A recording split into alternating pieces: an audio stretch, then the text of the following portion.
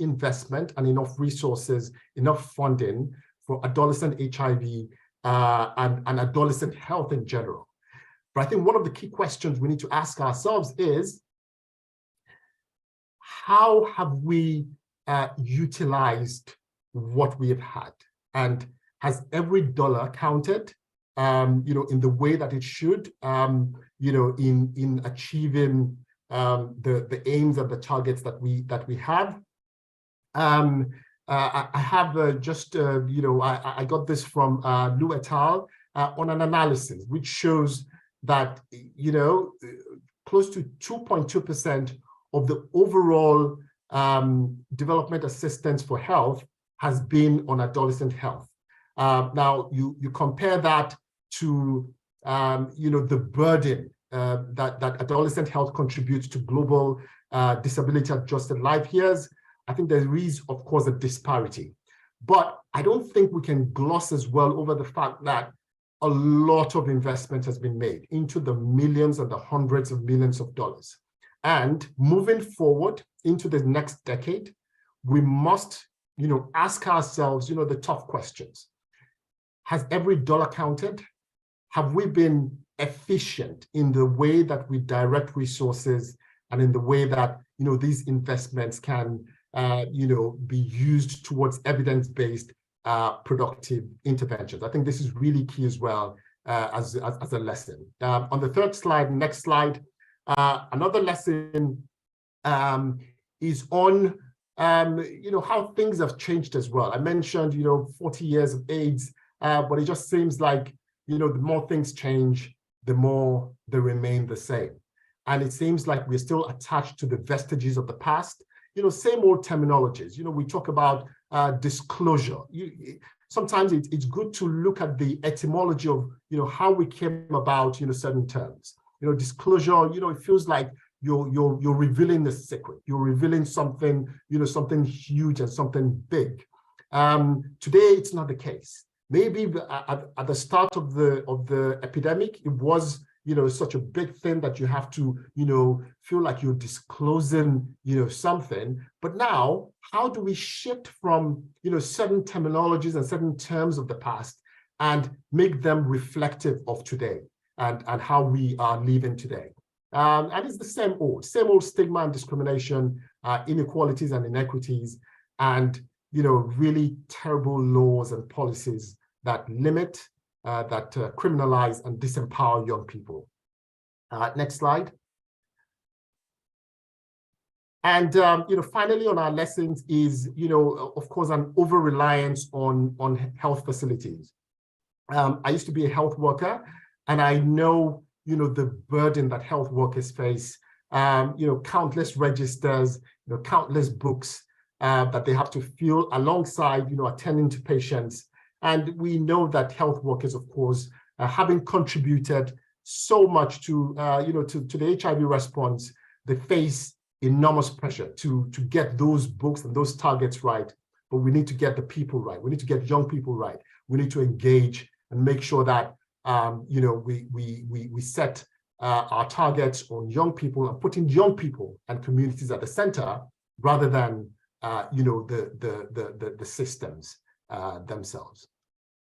As I go into the next slide, I'll start, next couple of slides looks at some of the health systems considerations, on the road to 2030. My reflection on that, especially on health systems, is, conversations on health systems can sometimes get, a bit boring. It gets into, these ambiguous, long-winding, convoluting conversations. And I think it's important that we try to get concrete. When we talk about health systems, how can we, concretize it and make, demystify it really? And I just wanted to highlight, an attempt at that using the WHO VMMC guidelines from 2020, which looks at the building blocks of the health systems, of which, when we say health systems, essentially we're talking about 6 health building blocks: on finance, on health workforce, strategic information and data, supplies and equipment, leadership and governance, and then service delivery. Those makes it concrete. But also beyond that, You talk finance, for instance. What does that mean when we talk health systems? There is a framework that further concretizes it, looking at specific components of each of those building blocks. And I think it's something that we can, take a leaf from to see how we can concretize conversations on health systems. Next slide. On the next slide, I also speak, to the different pathways to strengthening health systems, and it's not just one. It's several roads leading to the same goal: to make health systems work for people and not people for health systems, and bringing communities, bringing services closer to people, to young people, and to communities, devoid of race or income, gender, or sexuality. I look at four areas here on decentralization. Moving from this top-heavy patterns that we have, taking those responsibilities and leadership and components into communities and into the lower levels of our health systems. Integration. Of course, with the understanding that it isn't just one service, it isn't just HIV. There are multiple, opportunities to bring services together, on sexual and reproductive health, mental health, etc. Task sharing, again, the idea that we need to move from those centralized, responsibilities and share those tasks, with community health workers, with lay providers, with young people. The bottom line is we want to be able to achieve not just adolescent-friendly services, but adolescent-responsive health services and systems that provide those essential public health services to young people. Next slide. On my next slide, I just highlight a few WHO recommendations that are health systems related. Now, we know that it can be quite difficult to go through the evidence to decision making that WHO uses to make recommendations, but we have quite a few of those recommendations. And without going too much into them, on decentralization, of course, recommendations, including strong recommendations on moving health facilities and ART initiation outside facilities and dispensing over a longer period, 6 months, for instance, for those who are doing well on ART. On integrating, there are conditional recommendations on integrating sexual and reproductive health services with HIV, but also non-communicable diseases like hypertension, diabetes, but there are quite a few others that will be indeed necessary on this topic of integration. And then on task shifting and task sharing, like I mentioned, moving that responsibility of distributing or engaging on ART to supervised lay providers. Next slide. As I conclude, just a couple more slides. This is on responsive health services. And again, this is just to highlight the need for achieving those global standards of providing providing quality health services to young people. The recommendation on adolescent friendly services in 2016 absolutely still stands, but those characteristics, becomes really, really important now on equitable, accessible, acceptable, appropriate, and effective health services for young people, and making sure that those 6 building blocks that I mentioned, that adolescent and young considerations are effectively mainstreamed into those building blocks. I go to my last slide, and it's my final reflections. Just putting all of what I've presented together into a few thoughts. And the first is that it's all about services, systems, and society. Moving towards 2030, we have to accept now that the way we provide services to young people in differentiated ways, becomes really, really important. But we have to also acknowledge that it is impossible to tackle those service delivery elements without tackling health systems. And like we know, a lot of those health systems considerations, have to do with society. So it's this, looping around those services, systems, and society, and working across to be able to achieve the desired targets. Health systems, like I said, it's a great conversation to have, but we have to, move away from those, ambiguous discussions and get concrete with 6 health systems building blocks, but also those key components and key considerations. I think Linda Gill, said it great when she talked about, the choices that we have. But I agree, it's about choices, it's about chances, and it's about changes. So we need to, make those informed choices that are based on our shared values. And we know what those shared values are.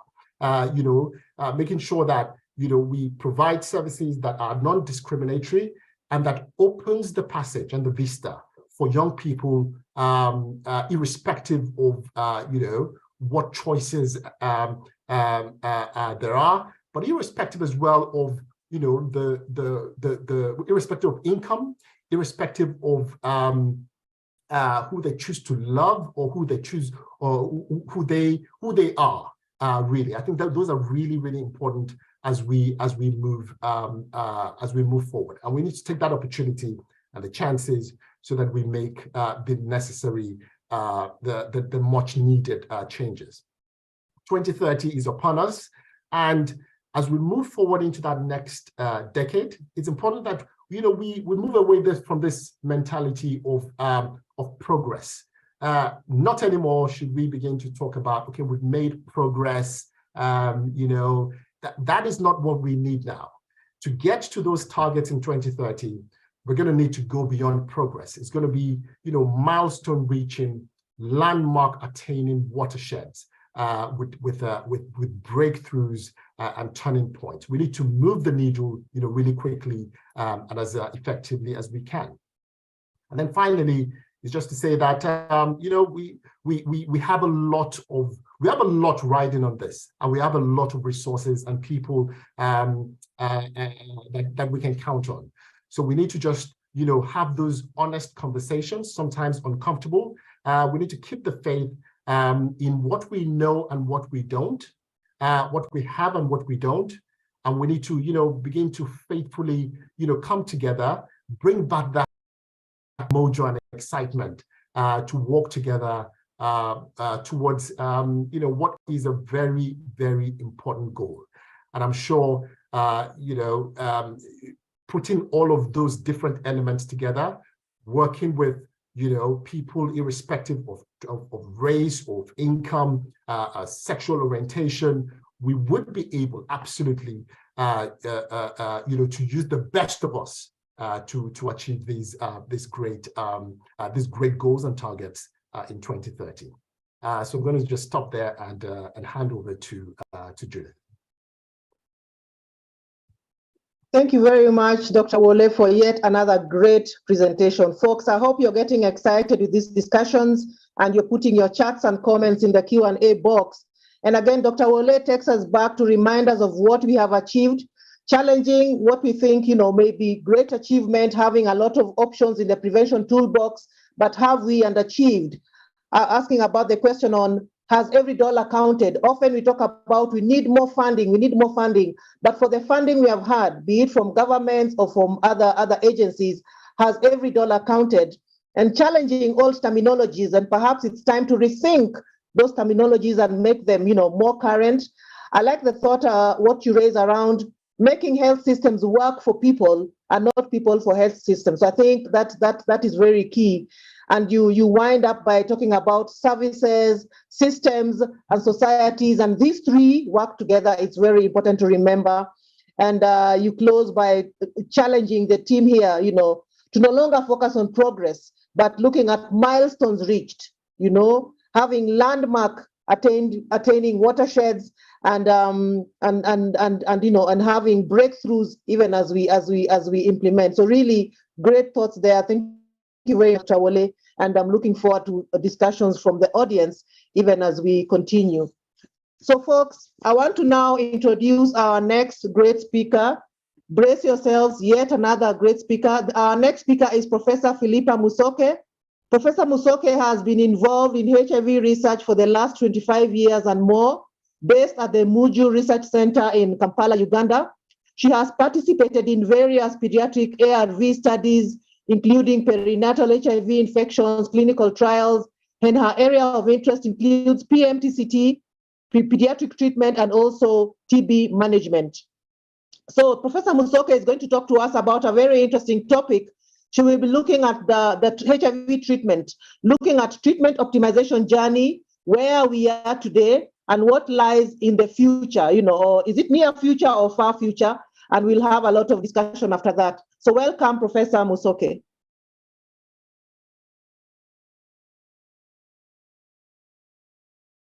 Good afternoon, everybody. It's a pleasure to be able to present today on a topic that's really critical at this time in antiretroviral therapy for children: optimization today and tomorrow's treatment.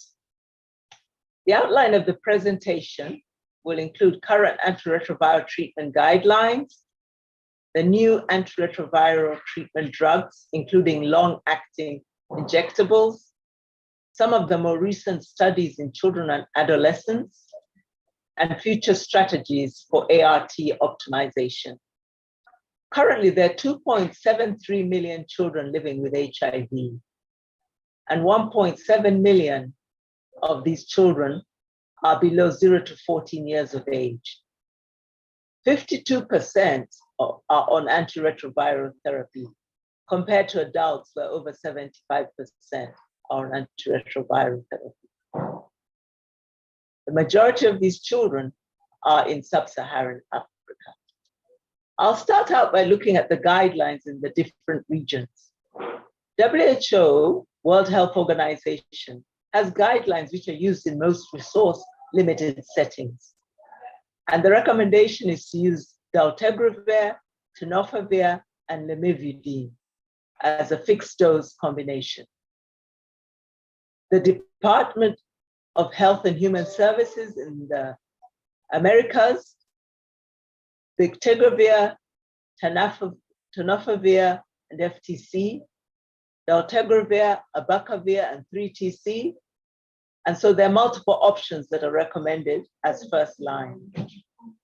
The European guidelines, or PENTA, also recommend dolutegravir, abacavir, and 3TC, dolutegravir and TAF, and bictegravir and abacavir. So multiple options in resource-rich settings compared to resource-limited settings. We have many children who are now mature and they are older, adolescents with sustained viral suppression. So the principle of regimen optimization is key in these children. We want to make sure we reduce the pill burden or dosing frequency, reduce toxicity, prevent drug-drug interactions, eliminate food or fluid requirements, and in the future, switch to long-acting injectable regimens. I want to share the data from cabotegravir and rilpivirine long-acting injectable for adolescents. This drug has been FDA approved for PrEP in adolescents and also for treatment in adolescents who are immunosuppressed. So if we look at the flow chart, on the right is the PrEP, prevention of HIV in adolescents, adult women and adult males, 083 and 084, was found to be more efficacious than oral PrEP. If you look at the left-hand side, cabotegravir and rilpivirine long-acting treatment have 3 studies, Atlas, Blair, Atlas 2M, in adults greater than 18 years have shown efficacy of long-acting injectable in adolescents, in adults who are suppressed. In children, we have new studies, one called Impact 2017 or MOCA, and we looked at children 12 to 18 years of age. And so far, the drug in adolescents and older children was safe, acceptable, tolerable, and the PK data was similar to what was found in adults. In cohort 2, we're looking at the same age group, 12 to 18 years, but looking at dosing every 8 weeks, injectable. When we look at the pharmacokinetics in the MOCA study, looking at the dosing in cabotegravir, on the left-hand side, the graph shows the gray lines look at the adult data, FLAIR and ATLAS, while the green lines are the adolescent and young, older children. And you can see from the pharmacokinetics, the plasma CAB levels on the vertical axis versus time in weeks was similar to the adult data.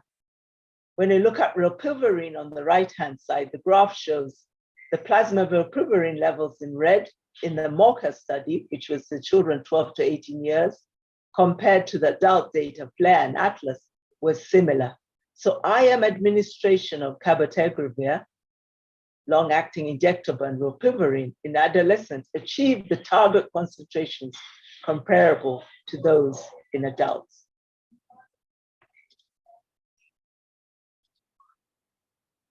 The advantages of long-acting injectable versus pill. You don't have to remember to take your pills. You avoid the stress of monitoring adolescents daily, and you don't have to worry about hiding pills. However, there is concern around long-acting injectables, ability to maintain a routine injection schedule when busy with school, extracurricular activities and work, particularly those planning to move to college. There were qualitative analysis that was done, and the overall perception of injections was very favorable. 90% reported wanting to receive long-acting injectable after the study ended. Looking at the future, there's a priority list and there's a watch list. The priority list is a fixed dose combination of abacavir, lamivudine, and dolutegravir. And this is in advanced stages as a recommendation for most children as first-line therapy. Then there's also durinavir, treatment for children with DTG, especially those with resistance and intolerance for second-line therapy. Then there's also TAF plus DTG as first line and also second line, and long-acting cabotegravir, which we've already talked about. In the watch list is postnatal prophylaxis using long-acting injectables. There's lenacapavir as postnatal prophylaxis, but also as potential for prevention, for PrEP, and it's given every 6 months. Broadly neutralizing antibodies have the potential to be combined with antiretroviral therapy and reduce the emergence of resistance. There are also thoughts of microarray patches in terms of patches in children so that they don't have to take oral medication or injectable. So fourth conference on antiretroviral optimization, long-acting cabotegravir, 6 monthly subcutaneous injection with a 2-drug regimen, and the lenacapavir, 1 to 2 year acting implant, 2-drug regimens. So these are potentials for the future that children or adolescents will be able to have long-acting implants or long-acting injectables. There's also the option of 2-drug regimens, and adults have shown that adults who are immunosuppressed are able to maintain viral suppression on 2 drugs. And this has also been shown to be similar efficacy in children with the DANCE study, the SMILE Penta 17, as well as D3 funded through MRC. So the reason why I would like to reduce the number of drugs instead of 3 and reduce to 2 is that fewer drugs have fewer drug-drug interaction and fewer toxicities. So the final new area, the new drugs that are on the market, the maturation inhibitors, they present new drugs that target HIV. And GAG polyprotein is the main structure protein of HIV-1. HIV protease cleaves GAG in a stepwise fashion into 6 pieces. The maturation inhibitors inhibit the last protease cleavage between CASP1 subunit and the immature HIV-1 particle. Newer maturation inhibitors show improved activities against the GAG polymorphism. So the hope is that these new drugs, in combination with drugs that are on board, will further enhance efficacy and reduce the emergence of resistance. So over the last 20 years, we've noticed that there's been an improvement in the drugs available. So when we look at the evolution, look at the red line. There's been reduced toxicity, goals of ARTs to reduce toxicity and simplify regimens. The regimens have changed over time. Initially, there was a backbone. Heart has led to 3 agents and key drugs. The first drug was AZT, zidovudine. Then we went to protease inhibitors and non-nucleoside transcriptase inhibitors, and finally integrase inhibitors. And we've shown that you can actually move into integrase inhibitors, which have high resistance barriers, so the emergence of resistance is reduced, and dolutegravir is recommended and is the first line. We're reducing dosing, giving it once a day, and the arrival of the long-acting injectables is really on the horizon, making it possible that adults and children living with HIV can get injections every 2 months or maybe every 6 months, which means that there's hope reducing the burden of drugs, of pills, and also of treatment. And we also have a future of potential for implants, and microarray patches will significantly improve adherence to antiretroviral therapy. So I want to acknowledge Viv for the slides they shared. Impact, a lot of the studies are being done under Impact, and Muju Care, where I'm based in Uganda. Thank you very much. Thanks, Musoke, for that very elaborate and highlighting presentation, talking about where the future is. You already have long-acting for treatment, looking for matches, the BNABs, and the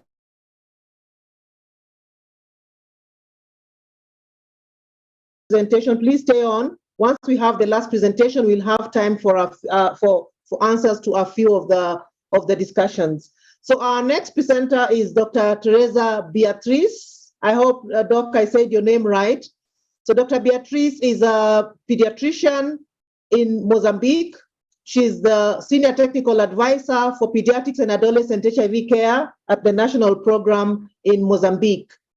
Beatriz is going to be presenting on the Mozambique experience on differentiated service delivery for children and adolescents. Welcome, Dr. Beatriz.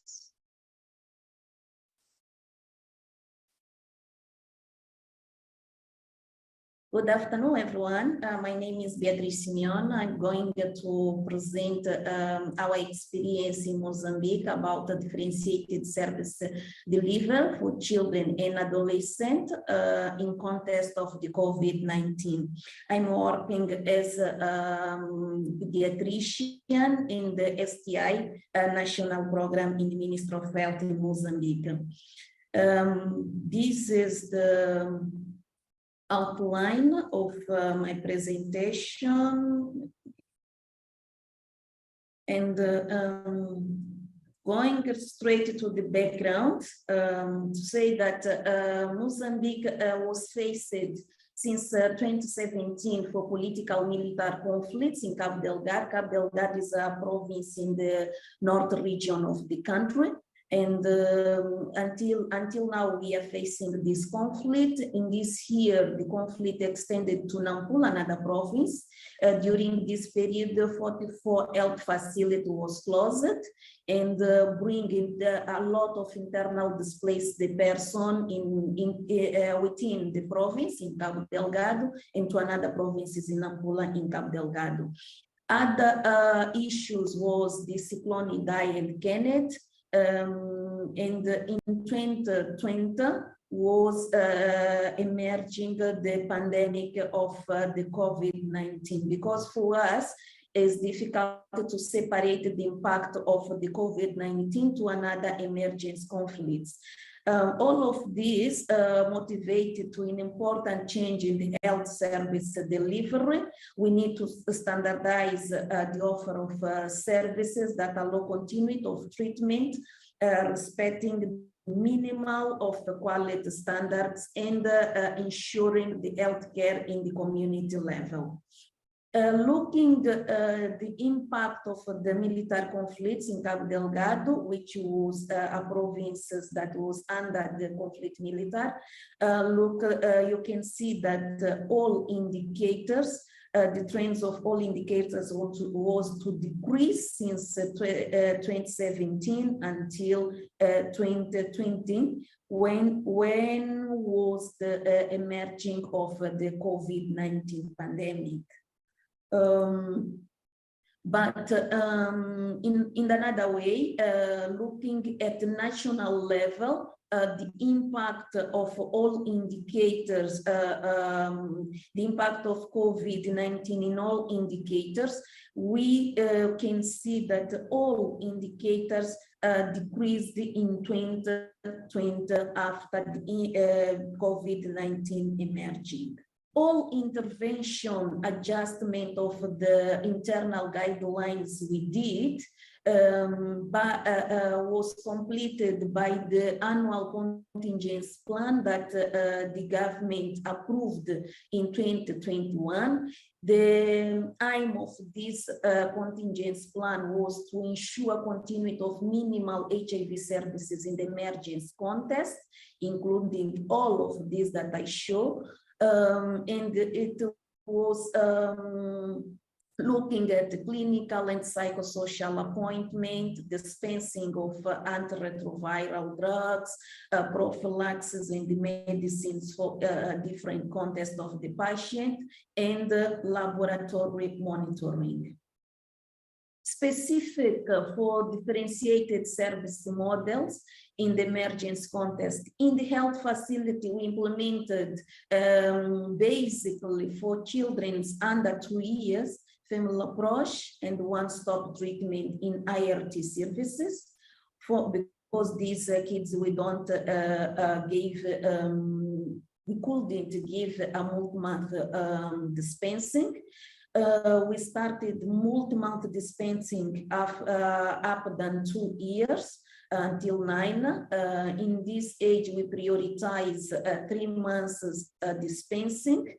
And for adolescent, we stand to 6 months dispensing, and we introduce cards. At community level, we implement a service mobile brigades in Cabo Delgado. This is an example of Cabo Delgado, in which we offer integrated service in community level in places with high burden of the population and patients.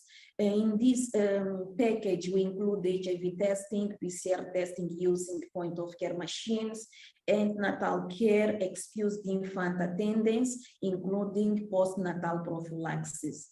Additional, we implement ARV dispensing through APE. APE is an actor at community level that the main aim of their work is to screen and treat malaria, TB, diarrhea, and we coordinate and capacity them to offer ARV. They don't make a clinical consultation for the patients. The patient is selected at the health facility previously. Are people who live in this community, and the APE take their medicines to them at community level.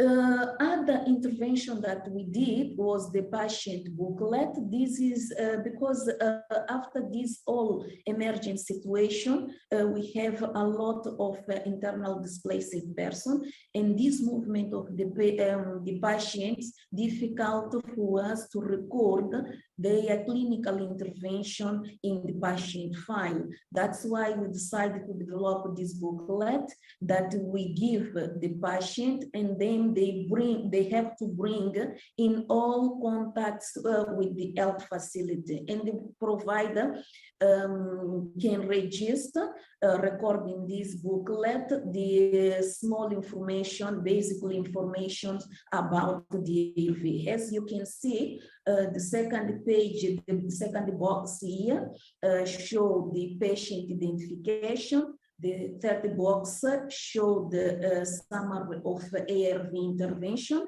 such as prophylaxis, IPT, cotrimoxazole, PrEP, and viral load, CD4. And the last one box, they show the ARV model of dispensing, if the monthly dispensing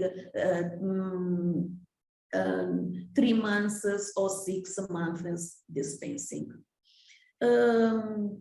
This all intervention, we have impact in our indicators. As you can see, we improve the multi-month dispensing from 60% to 74%. But in the next slide, as you can see, looking into the children's from 0 to 40 years, we improve from 2020 in 2020 from 12% that from kids in 3 months dispensing to 74% in 2022. It's a great improving in this approach. Looking at viral load suppression, coverage and suppression trends, we didn't have a big increase, but we increased from 83 to 86 in children of viral load coverage, and suppression we improved from 75 to 80% in children. But in adolescent, we improved from 77 to 80 in viral load coverage, but the viral load suppression, we still, we didn't move for 85%. This is the same information looking into age bands, but you can see deeply regarding the challenges we are facing in people under 5 years. About retention, that was our big issues. Looking the retention 1 in the 3 months after ART initiation for this patient, we improve a lot from 69% in 2020 to 89% the retention in 1 month, and 89% the retention in 3 months after ART initiation. It was a big improving from 70%.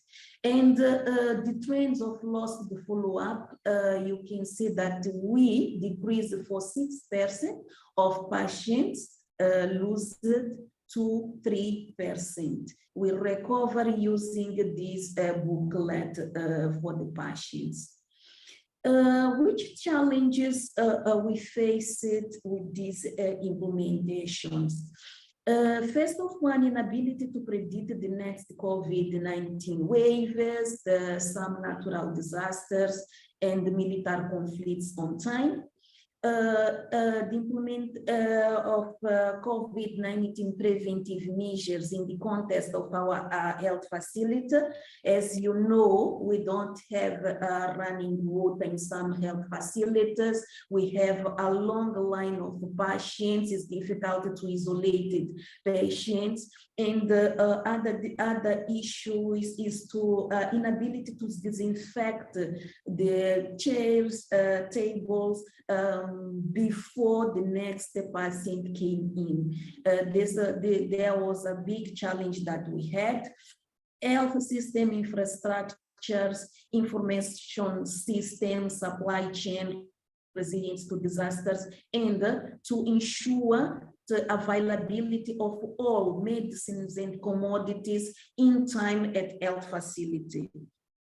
During the COVID-19 pandemic, we interrupted of psychosocial support groups due to COVID-19, and it influenced on the adherence and retention of patients, and the increase of vulnerabilities of IDPs that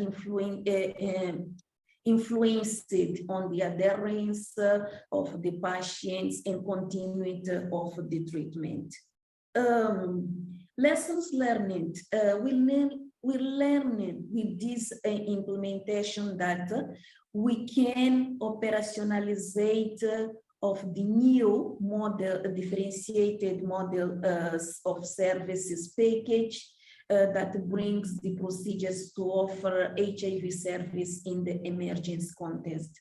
And then there was a need for capacity building and close monitoring of the health facilities in this implementation, even in the health facility and at community level.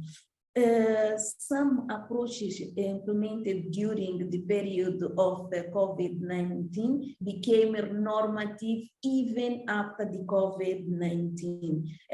The example is this meeting, virtual meeting, virtual capacity building with the health facility, many virtual meetings with the provinces to monitoring the implementation of the activity, to share the indicators, to analyze the indicators and the performance of the provinces. This was the learned with the COVID-19.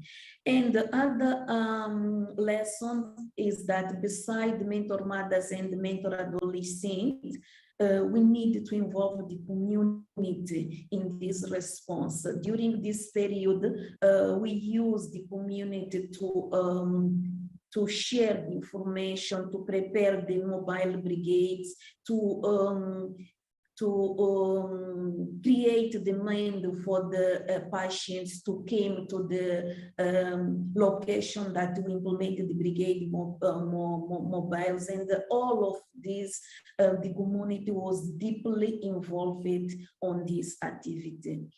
And in summary, this is what I would like to share with you about the Mozambique experience during this period. And thank you for all.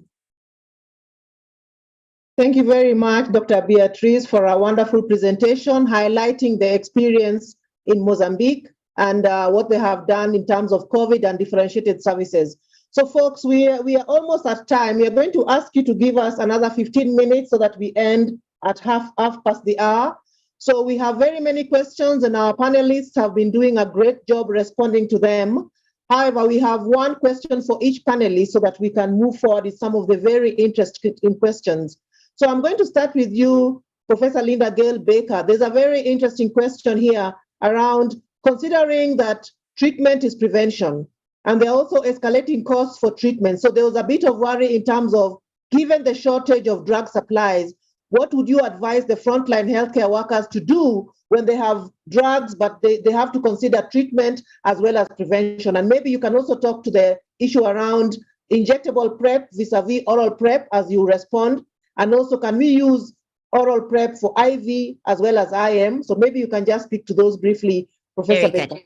I'll be as quick as I can, and I'm sure Philippa and Wole will also chime in. So the first thing I would just say is that when somebody is sitting in front of you and they are living with HIV, so they have tested positive, it is very important that they get antiretroviral therapy, right? So treatment is always our very, very important priority.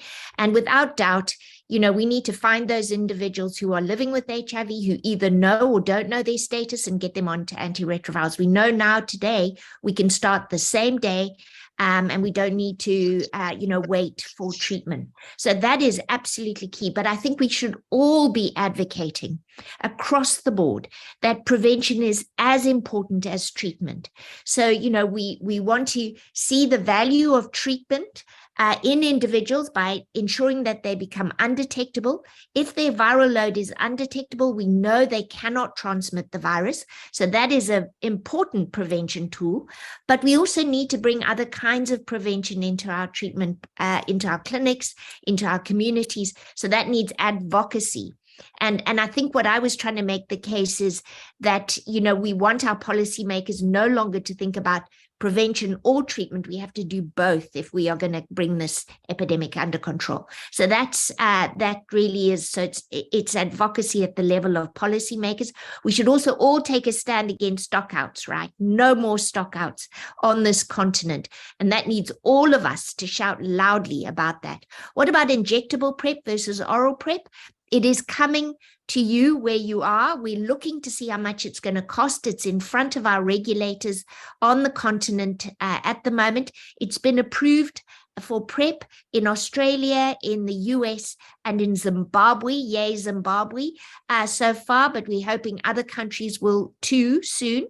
And then my last point is that, as Philippa showed beautifully, both rilpivirine and cabotegravir are then offered together when we move away from prevention to treatment. So for treatment, we've got to have 2 drugs, 2 injectables, rilpivirine with cabotegravir. And I'll stop there and let you answer some more questions. Thank you, Judith.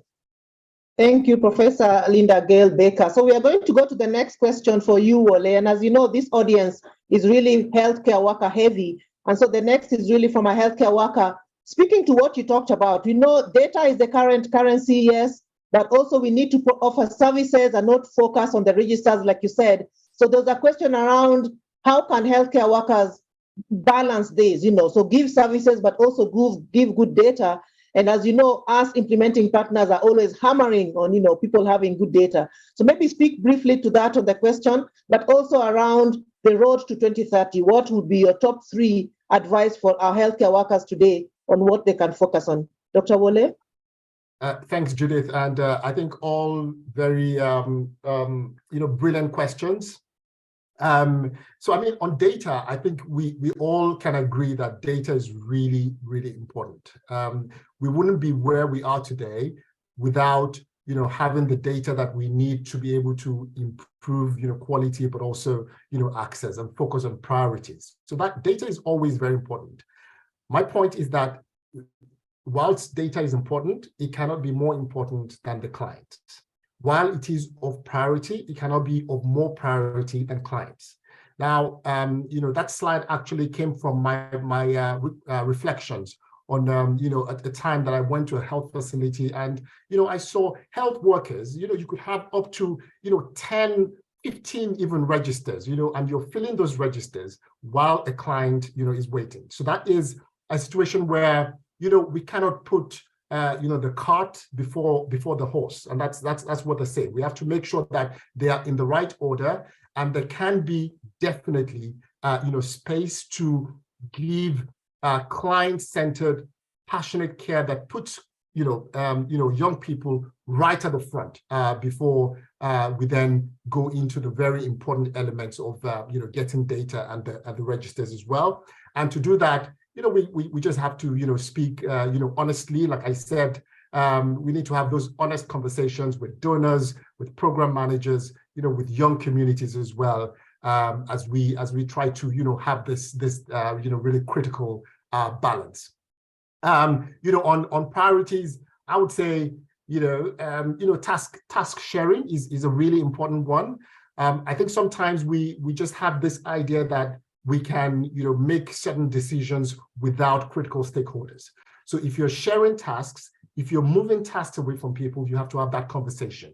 You have to speak with, the people involved and making sure that they understand, the whys and the whats of policies. And this is where I think, health workers, actually should be, really critical, partners in this discussion about, task shifting, what tasks, why, and how do we do that? Apart from that, I would say, of course, DSD, differentiated service delivery, that is, at the top of what, communities, health workers as well, should be, part of. Thank you, Dr. Wole. Really, indeed, key points there for our healthcare workers to focus on when it comes to prioritization. And remember, we're talking about shaping and shifting priorities in this session. The next question is for you, Professor Musoke. Somebody asked a very interesting question, seeing that we want to make HIV management managed like other chronic diseases like diabetes. So what do you see in the distant future? Is it possible to have a time when patients with HIV will be able to administer the injectable themselves? And what are your thoughts around this task transfer or task sharing around this? Professor Musoke? Yes, thank you very much for that really interesting question, as you've mentioned. We've come a long way. Just to take you back when we first started giving drugs 5 or 6 times a day for prevention of mother-to-child transmission, they used to give it intravenously during labor, to be that now we can take orally 1 pill once a day. And now we're even moving to injectable that's every 2 to 3 months, and in some cases, even once in 6 months. So there's hope that the injections might be once a year. And if we have implants and patches, it might even be longer. The question of whether the individual will be able to give the injection is a really good idea. It's something to think about in the future, but I don't think it's near future, maybe distant future, because it's a bit more complicated right now in terms of managing the treatment for people living with HIV, especially the children. However, it is a good thing to have. Maybe 10 years from now, it'll just be a small injection you can give yourself subcutaneously. It might be like the little needles that they have for diabetics where you punch it in. And also with diabetics, you can have a bag where you just have your little instrument that can actually monitor your blood sugar and then inject the amount of insulin. So that's potentially in the future, but I think it's not in the near future. But I think we have to appreciate how far we've come and that nobody would have thought this is possible. So your suggestion, maybe we don't think about it now, but it is possible that the client, the participant would have more control. And we look forward to that time. Over. Thank you, Professor Musoke. So when you're discussing the research approaches and other areas to look at, this is something to think about. I'm going to now invite Dr. Beatrice, and I'm glad that for this session we have country experience. So Dr. Beatrice, there are a number of questions for you. People want to hear about how you're rolling out DSD in Mozambique, but in particular, there are some 3 questions maybe you can speak to. One is, what is the plan for inclusion of injectable HIV drugs for adolescents and young people? Can you also talk to the community ART groups for adolescents? How are those done? But also, what are the strategies you have in place to include minority populations like the disabled and elderly people on ART? So there are many questions. I just selected those for you, Dr. Beatrice. Perhaps you can go on video and address some of those before we come to an end. Thank you for these questions. About the injectable drugs, we are now making a national plan aligned to the Global Alliance Plan for End HIV in Pediatric and Adolescent. And now we are discussing all new intervention to put in this plan. And I think the injectable drugs will be on the table to discuss about this. For now, it's not yet in our guidelines, but in this discussion, I think we are going to discuss in which groups, how can we prioritize if we are implementing and national level or in phases. I think we are going to discuss this. About the community adolescent groups, This is a challenge for us because we have adolescent mentors. In this year, we conduct a training and we selected adolescent mentors for at least 100 health facilities. And this adolescent has to implement activities in the health facility and at the community. But at the community, they have the challenges because besides they have to give authorization by the adolescent to implement the activities. They have to get the same authorization for the fathers. The fathers at community level, they are not not open to receive all these adolescents making these different activities from prevention until ART adherence at the community. And now we are conducting different ways to ensure the involvement of community leaders, religious leaders, to uptake these adolescents and to support leading for this at community level. I think I get this question. I don't know if I left one. Thank you, Beatrice. Very well spoken. And I think we invite other countries to reach you directly, for some of these responses. Before you close, I have one more question for you, Wole, talking about the wording and what we say. Somebody asked, do we say HIV patients or people living with HIV? Dr. Wole, what do you think? I think it's a great question, and it's one that I tried to highlight in one of my slides on those terminologies that we've grown with. I mean, I would say that people living with HIV is a more embracing term. I think terminologies that are too clinic based, like patient, and there's just so many of them. I would say, we should, probably just, try to do without. There is, a lot of time and space, Judith, for updating, how we speak and our vocabulary. I think, and I'll be up for it. So I think let's see how we try to, update some of these obsolete terms that really drive people away rather than bring people together, is what I'll say. Thank you very much, Dr. Wole. And I see Linda Gale-Baker also agrees. So perhaps there needs to be a task force at the beginning of next year to try and change some of these things and get buy-in. Folks, we are coming into the end of the session, and just to remember, that before we close, I want to still, call out our 3 satellite sessions. So I'm going to ask quickly for the sessions from Harare, just to say hello as we continue the session. So the session from Harare, Zimbabwe.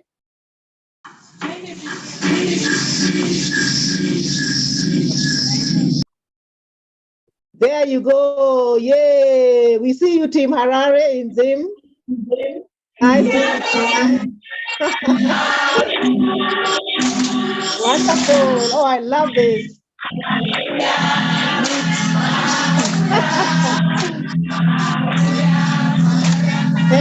Thank you, Team Harare in Zimbabwe. And I see you're all in matching t-shirts. Wonderful. I also want to go back. Thank you. I want to go back also to the Jalingo team in Taraba State in Nigeria. Let me see Team Jalingo. There you go.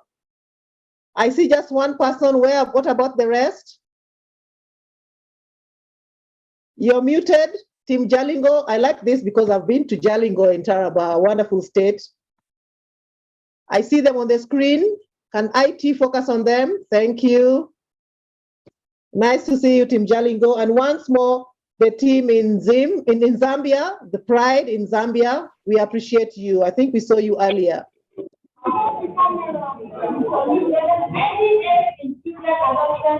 Thank you. You can see how it's exciting. It's really exciting for folks to be meeting once again after 2.5 years of just virtual. And just to remind us that, and Agnes, thanks for the reminder, there's an Africa session tomorrow that talks about words that matter. So it's tomorrow. So perhaps, Dr. Wole, this is a session that will begin these conversations.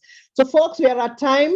Once again, I want to thank the participants. I think when I was looking at the participants list, at some point we were 160 plus, so really a great start to this day. I want to thank all our participants. I particularly want to thank our panelists from Professor Linda Gale Baker from Desmond Tutu Health Foundation, Dr. Wole Ameyan from WHO, Professor Philippa Musoke from Makerere University and John Hopkins Research Collaboration in Uganda, and Dr. Beatrice Simon from Ministry of Health, Mozambique. Thank you very much, folks, for an engaging and wonderful presentation. And I really appreciate all your commitment in preparing and delivering so well. I also want to thank our organizers, the PATA team. They are wonderful ladies and gents behind us all. There's Agnes, Luan, Angelita, and the IT team. I really want to thank everyone. So folks, we are going to end there. We are at time. I appreciate adding your 15 minutes. So once again, all these recordings will be at the website in the PATA Hub, and I really appreciate everyone and your participation. Thank you and goodbye.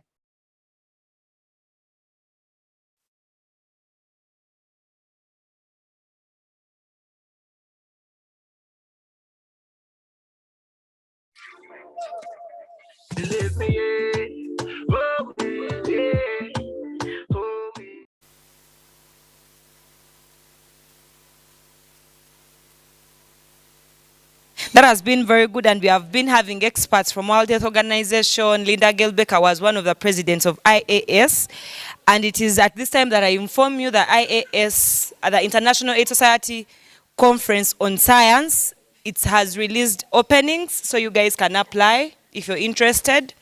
I can share the link with you if you're interested. So we have also had World Health Organization on the team, and also we have had Mozambique representing to us. So I hope there have been very good insights. Professor Philippa Musoke is from Muju. She's a Ugandan. She's a very nice pediatrician. She has presented cabotegravir injectable vis-a-vis the oral tablets that have been available. And in her presentation, I quoted one thing, I quoted one thing where she said when they're doing the research, she's a researcher, when they were doing the research, there were very less cases of adherence when it came to children and adolescents. So that means the injectable cabotegravir, the one they call Cabla, will have very, very good effectiveness, and also its efficacy when it comes to adherence is very key. So you should clap for that. At least we are moving. Science is moving us forward. So yeah, she also talked about the impact studies that are being done in Uganda, where at least we are seeing that by the time we started, when HIV stroke AIDS was on a rise, the Philly-Lutaya Bongolese times, people used to take over 15 tablets a day. And now Letitia takes only 3, the people who take 2, the people who take 1 tablet, the DTG. So it's very, very encouraging when I see themes coming up like saying ending AIDS in children, adolescents, and young people. So it's our time now, and we need to grasp it. I don't want to speak a lot. You guys, I'm hungry. Okay. Do we have the food coupons? Yes. Okay, so we can get them, I think, and we go for lunch. Otherwise, thank you very much for coming. Thank you very much for being that attentive. Unless otherwise, nabengendo shifting abogera nnyo. Nabengendo chusa. So, yeah. Guys, let's make more vibe online. Twitter,